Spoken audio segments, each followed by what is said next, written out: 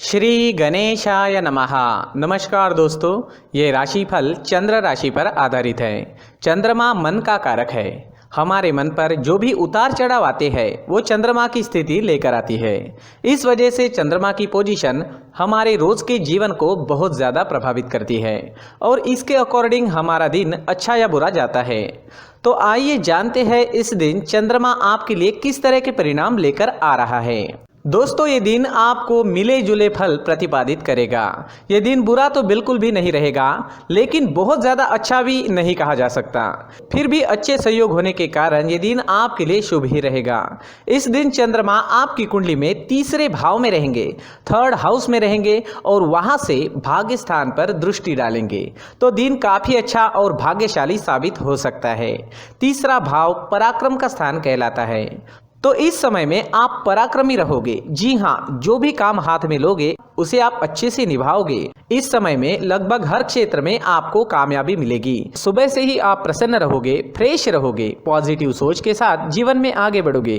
व्यापारियों के लिए भी ये समय काफी अच्छा रहेगा। व्यापारी इस दिन खुलकर निवेश कर सकते हैं। यह समय आपके लिए तरक्की लेकर आया है, तो अच्छे समय का अच्छा लाभ जरूर उठाएं।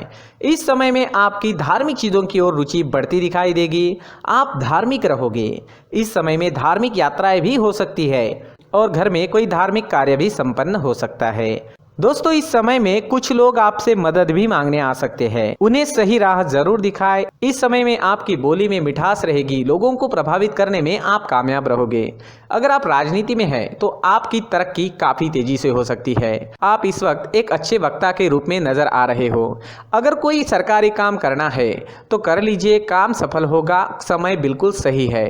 किसी नई चीज की खरीदारी करनी है, कोई बड़ी खरीदारी करनी है या कोई नया काम शुरू करना है, नया बिजनेस शुरू करना है, तो इस समय में काफी सुंदर योग बन रहा है।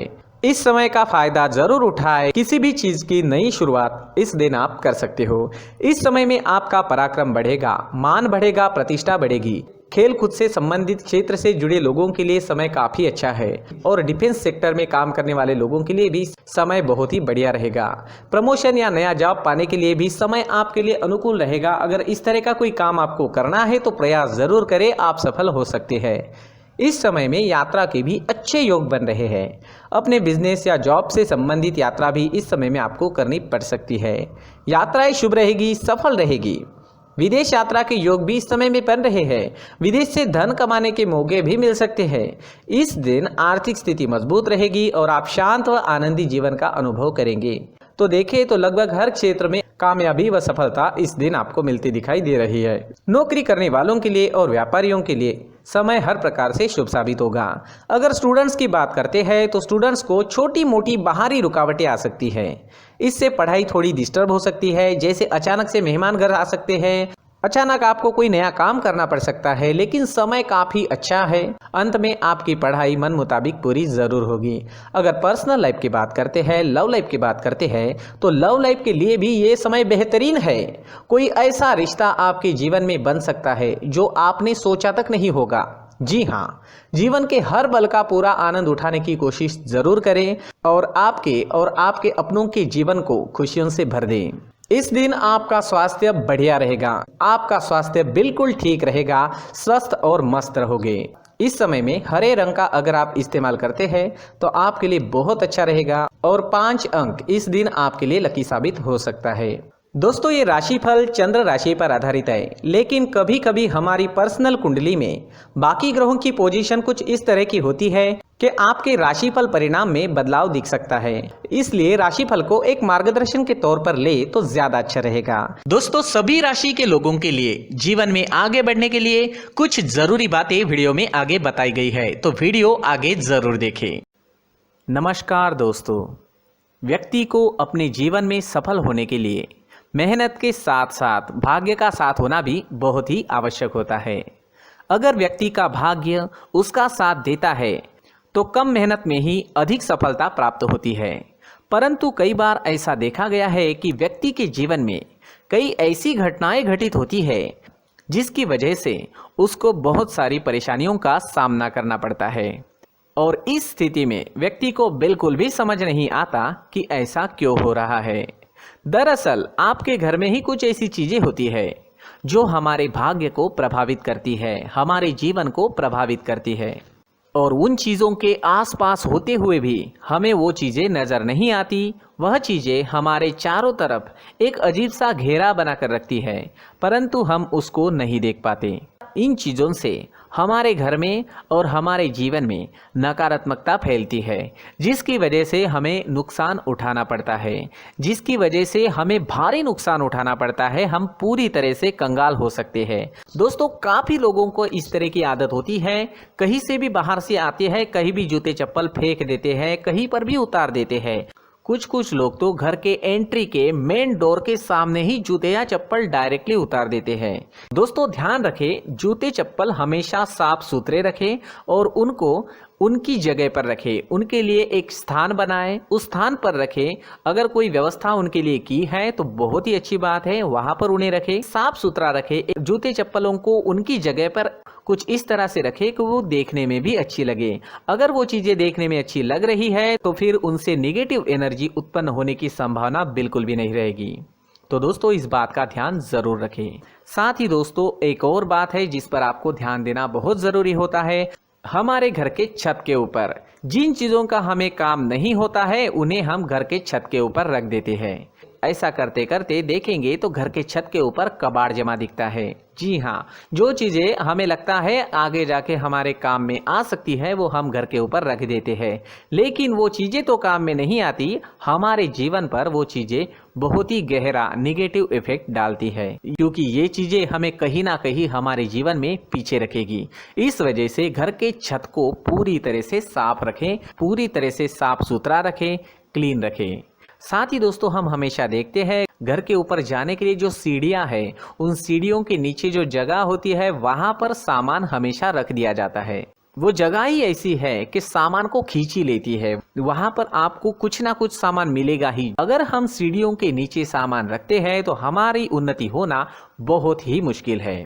जी हाँ, सीढ़ियों के नीचे कूड़ा कचरा कबाड़ अगर हम जमा करके रखते हैं, कोई भी सामान रख देते हैं, तो उस वजह से माँ लक्ष्मी हम पर प्रसन्न नहीं होती। माँ लक्ष्मी हमारे घर में आने की संभावना बहुत ज़्यादा कम हो जाती है। तो दोस्तों, इन चीज़ों पर ध्यान रखें। हमारे घर की जो सीढ़ियाँ होती है उनके नीचे की जगह हमेशा साफ सुथरी रखें, क्लीन रखें।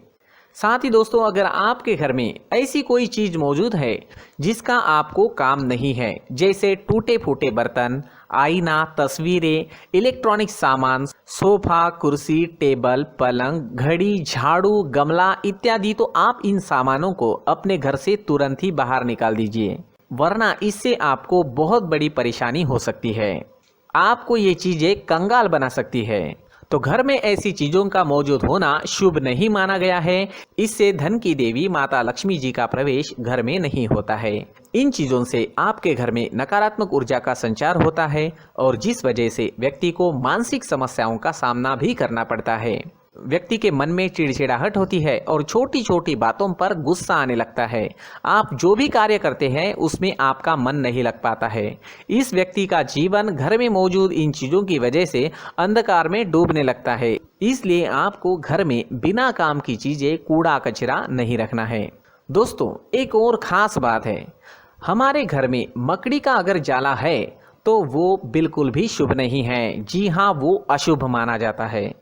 घर में मकड़ी का जाला होना अशुभ है। इससे आपके अच्छे दिन भी बुरे दिनों में बदल सकते हैं, क्योंकि मकड़ी अपना जाल शिकार को फंसाने के लिए बनाती है। और अगर आपके घर में मकड़ी का जाला है तो इससे घर में नकारात्मक ऊर्जा का प्रभाव अधिक बनता है और वास्तुशास्त्र के अनुसार इससे सकारात्मक ऊर्जा का नाश होना शुरू हो जाता है।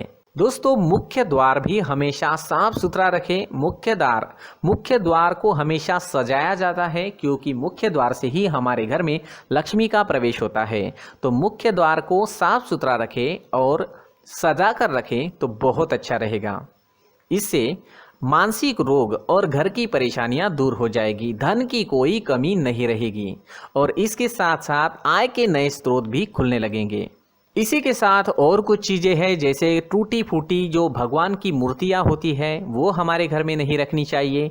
साथ ही जो भगवान के पुराने फोटो है जो जमा करके रखे हुए होते हैं, तो दोस्तों वो चीज़ें नहीं रखनी चाहिए। जो भगवान के फोटो या भगवान की मूर्तियाँ जो घर के मंदिर में हैं, बस वहाँ तक सीमित है। अगर आपके घर के शोकेस में भी वो मूर्तियाँ रखी है, कुछ फोटो रखे थे, उन्हें भी साफ करते रहना चाहिए। जिन चीज़ों को हम मेंटेन नहीं कर पाते, साफ नहीं रख पाते, उन चीज़ों को घर से हटा देना ही आपके लिए अच्छा रहेगा। साथ ही दोस्तों कुछ तस्वीरें हैं, जैसे डूबते नाव की तस्वीर या फिर झगड़े की तस्वीर या फिर कुछ ऐसी तस्वीरें होती है जो देखते ही हमें समझ में आ जाता है कि ये तस्वीर निगेटिविटी दर्शा रही है। इस तरह की तस्वीर भी आपको आपके घर में नहीं रखनी है। जी हाँ, इस तरह की तस्वीर लगाने से भी हमारे जीवन में उसी तरह की घटनाएं घटित होना शुरू हो जाता है। हर एक चीज़ हमारे घर की हम पर प्रभाव डाल रही है, तो इन चीज़ों को ध्यान में आपको रखना होगा। तो दोस्तों कुछ ऐसे छोटे मोटे बदलाव करके हम हमारे जीवन में खुशियाँ ला सकते हैं, तरक्की ला सकते हैं, धन ला सकते हैं, माँ लक्ष्मी जी का प्रवेश हमारे घर में हो सकता है। तो इन चीज़ों को ज़रूर आजमाएं। इस तरह के बदलाव आप आपके घर में ज़रूर करें। धन्यवाद।